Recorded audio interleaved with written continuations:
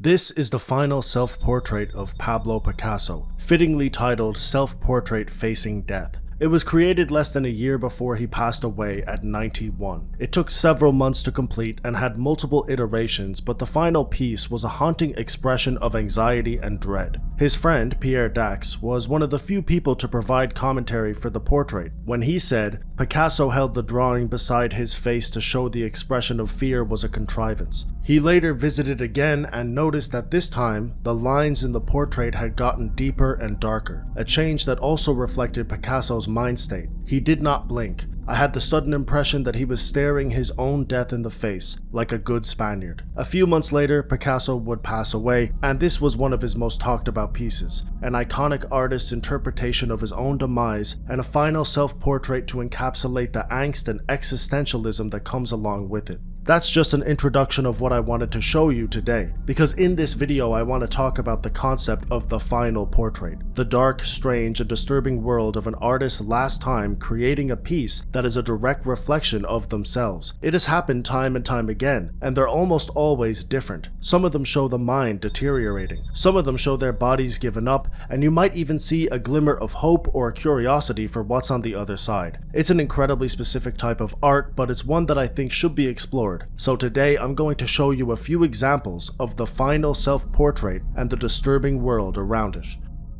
William UD Molen was an American artist who came to prominence in the 1960s and 70s because of his figurative art. He created pieces that were reflections of the world around him, realistic paintings that were defined and to the point. Occasionally he dabbled in other styles of art, but this is what he was most known for. He also created many self-portraits throughout his life. This is one that he created in 1967 when he was 33 years of age. William began to suffer memory loss in 1991, and his work began to reflect that. He created a series of paintings called the Conversation Paintings, which are said to be his attempt to remember the life he had before he was diagnosed. In 1995, he was told that he had early onset Alzheimer's disease, and that it might only be a matter of time before his mind was completely gone. That sparked a new series of paintings that would go on to be some of William's best known work, a series of self-portraits that would be created while he had developing Alzheimer's. Although there are quite a few of these pieces, there are 5 that are especially known. The first one is from 1996. This portrait is fairly true to William's style, and it's consistent with the works we have seen previously. A year later, he created this. Again, it doesn't seem to be terribly far off.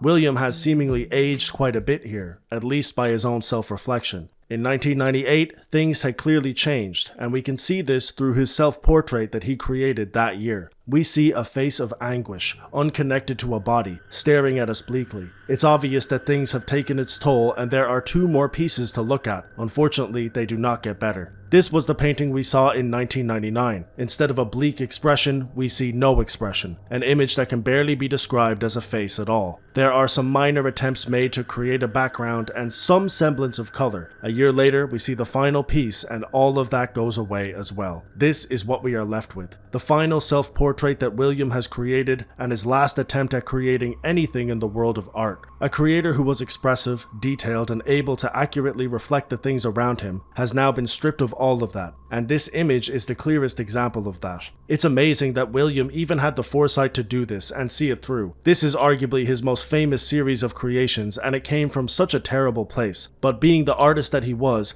able to turn it into something with an immense amount of meaning that would be talked about for years to come. William faded into obscurity after this to deal with his illness, which rapidly got worse. In 2007, he passed away from pneumonia at a nursing home in West London. But many people around him said that the real William was gone well before that, and this series of self-portraits was his final artistic expression, and the last time he showed a semblance of who he truly was. Charley was an English artist born in 1949 who attended the Central School of Arts in London, but was forced to drop out early when he was diagnosed with acute schizophrenia. This diagnosis greatly shaped his style, and he used his art to express the hardships, confusion, and mental anguish that came along with having paranoid schizophrenia. In his later years, Brian was getting frustrated with the lack of success that his art brought him, and believed it was because he was too heavily medicated to the point that it stopped any chance he had of making headway in the world of art. he decided to lower the dosage of medication that he would take. He also decided to create a series of self-portraits while he did this, and document the process through his art. This has become his most famous series of paintings by far, but unfortunately it does not have a happy ending. Still, let's look at some of the paintings in question and see what Brian was creating. There are 17 portraits on his website, and he wrote about each one in his diary, which is also on his site. I will be going through a handful of these portraits to give you an idea of how they evolved, but if you want to read about each one, I'll leave the site linked below, as well as a video from Blind Dweller who talks about each portrait in more detail. This is the first painting we see from Brian after he cut down on his medication, made on the 20th of April 1991. The portrait is a clear example of Brian dealing with some sensory overload. His paranoia had increased a great deal and he was hearing things all the time, hence the rabbit ear. After this, Brian created a few pieces that contained less facial features and were more abstract. It wasn't until the 6th of May 1991 that he created this piece, a sort of return to form for Brian. The self-portrait was much clearer, but the imagery was still concerning. The journal entry he wrote was also a scattered collection of thoughts with some very strange ramblings. I feel like a target for people's cruel remarks. The people around me cannot understand how I was so stupid and cannot forgive me. Thus, I am a target. The nails in my eyes express that I cannot see, whereas other people seem to have extra sensory perception, and I am blind in this respect. Love hurts.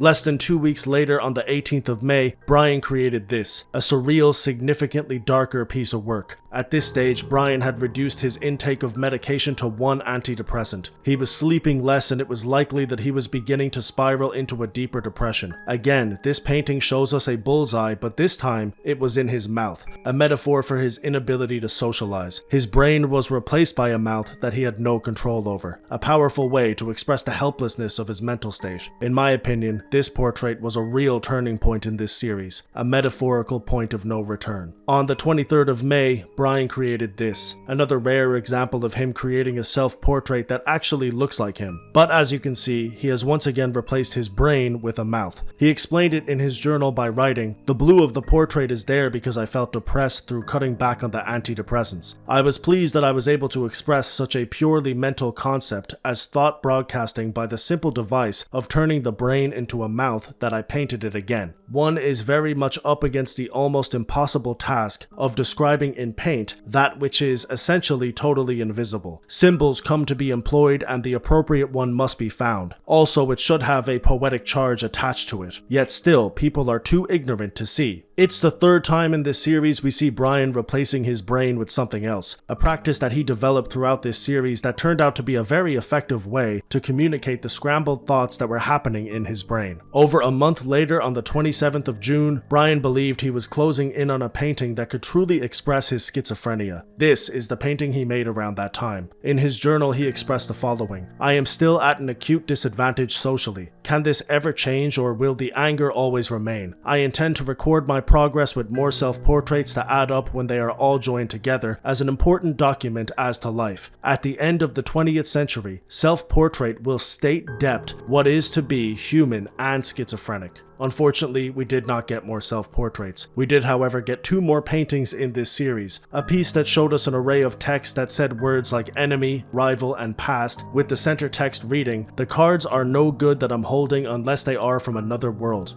which is a lyric from a Bob Dylan song. After this, we got one final painting, a simple enough piece that showed us an array of colors, predominantly red and yellow. There were no journal entries for these 2 paintings, meaning we did not get any further context for the series, and we never will, because unfortunately, these paintings were discovered on the same day that Brian was. He took his own life on the 19th of July 1991, and these were the last 2 things he ever created. This series is an intense, depressing, and expressive journey which reflected Brian's style of art and his mental struggles. It was not only his most popular series of work, but easily the one that connected the most with the people that saw it. He was frustrated and annoyed at his lack of success, and unfortunately, he achieved what he wanted to achieve after he had passed away. He was never able to truly see what his work meant to other people, but that doesn't invalidate it. It's an incredible series of work and a major part of Brian's legacy, even though it did come at a damning price. Francisco Goya was a Spanish painter who was born in the mid-18th century. He was considered to be one of the most important artists of his generation and has gone down as one of the most impactful of all time. One of his most known pieces of work is a series of prints called Los Caprichos. These prints were packed with expressive imagery that showed the vices and debauchery of Spanish society at the time, which was a relatively consistent theme in his work. His pieces not only criticize society, but also government, war, corruption, and general ignorance. However, even though he was a prolific creator who had strong opinions, there aren't many documented conversations about his thoughts or his worldview, and this is because his personal life was filled with private battles pertaining to his health. In the late 1700s, he went completely deaf because of an illness that wasn't diagnosed in time. This began a series of health scares and illnesses that would plague the rest of his life. It also reflected in his art. Goya's work became slightly more sinister around this time, reflecting a nihilistic worldview that was gradually getting deeper and deeper. Well, when he was 73, he developed a serious illness and it looked like it would be the end of his life. However, a doctor who was a friend of Goya's, named Eugenio Garcia Arrieta, managed to nurse him back to health despite all odds. During this process, Goya was sure he was going to die but would live for another 8 years, and because of this, he created a portrait that showed him and his doctor together. The painting is simply titled Self-Portrait with Dr. Arrieta. But there are other people in the piece, dark shadowy figures that loom behind the two of them. This could be his family, a group of spectators, or it could be a reference to the afterlife, the place that Goya was sure he was going. Maybe these people weren't even in the room with them. Maybe Goya just felt their presence and felt as if he was going to be joining them soon. It's only speculation, but many art critics have echoed the same idea. It's very obvious that death was on his mind. This is the only self-portrait in this video that includes more than one person, and it's for a very good reason. Although there are at least 5 figures in this painting, Goya might as well be completely alone. His eyes are barely open. He is essentially being held up by his doctor, and his hands are clenched tightly to his bedsheets, almost as if he is trying to clutch on to life itself.